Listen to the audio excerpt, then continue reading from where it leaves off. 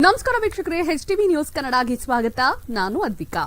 ಮುದಗಲ್ ಪಟ್ಟಣದ ಶ್ರೀ ನೀಲಕಂಠೇಶ್ವರ ದೇವಸ್ಥಾನದ ಮುಂದೆ ಕುಡಿಯುವ ನೀರಿನ ಪೈಪ್ ಒಡೆದು ನೀರು ಪೋಲಾಗುತ್ತಿರುವ 2 ತಿಂಗಳು ಆದರೂ ಅಧಿಕಾರಿಗಳು ಗಮನ ಹರಿಸಿಲ್ಲ. ದೇವಸ್ಥಾನದ ಖಜಾಂಚಿ ರಾಚಪ್ಪ ಗೊಬ್ಬರು ಪುರಸಭೆ ಅಧಿಕಾರಿಗಳಿಗೆ ಹಲವಾರು ಬಾರಿ ಗಮನಕ್ಕೆ ತಂದರೂ ಯಾವುದೇ ಪ್ರಯೋಜನವಾಗಿಲ್ಲ ಎಂದು ಆಕ್ರೋಶ ಹೊರಹಾಕಿದ್ದಾರೆ. ದೇವಸ್ಥಾನಕ್ಕೆ, ಮಸೀದಿಗೆ ಮತ್ತು ಗ್ರಂಥಾಲಯಕ್ಕೆ ಹೋಗಬೇಕಾದರೆ ಕಾಲು ಜಾರಿ ಬಿದ್ದಿದ್ದಾರೆ. ಅವರ ಏನಾದ್ರೂ ಆದ್ರೆ ಯಾರು ಪುರಸಭೆ ಅಧಿಕಾರಿಗಳ ಜವಾಬ್ದಾರು? ಜನ ತೀವ್ರ ತೊಂದರೆ ಅನುಭವಿಸುತ್ತಿದ್ದಾರೆ ಎಂದು ಸಾರ್ವಜನಿಕರು ಆಕ್ರೋಶ ಹೊರಹಾಕಿದರು. ಈ ಸಂದರ್ಭದಲ್ಲಿ ಅಯ್ಯಪ್ಪ ಏಳುಬಾವಿ, ಅಮರಗುಂಡಪ್ಪ ಹುಣಚಗಿ, ನೀಲಕಂಠ ಜರಕಲ್, ಈರಪ್ಪ ಚಳ್ಳಿಗಿಡ, ನೀಲಕಂಠ ದೇವದುರ್ಗ, ವಿರುಭದ್ರಪ್ಪ ಕೊಳ್ಳಿ ಇದ್ದರು.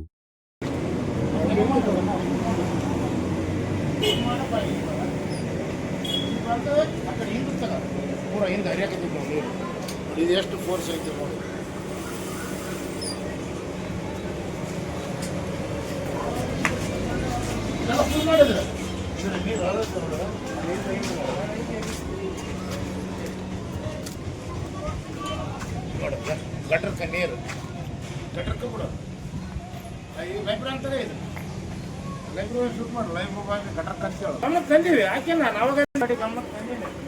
ತಿಂಗಳಿಂದ ಈ ನೀರು ಸತತ ಅಲ್ಲಿ 3 ದಿವಸಕ್ಕೊಮ್ಮೆ ಅದನ್ನು ಮುನ್ಸಿಪಾಲಿಟಿ ಗಮನಕ್ಕೆ ತಂದ್ರೂ ಪ್ರಯೋಜನ ಆಗಿಲ್ಲ.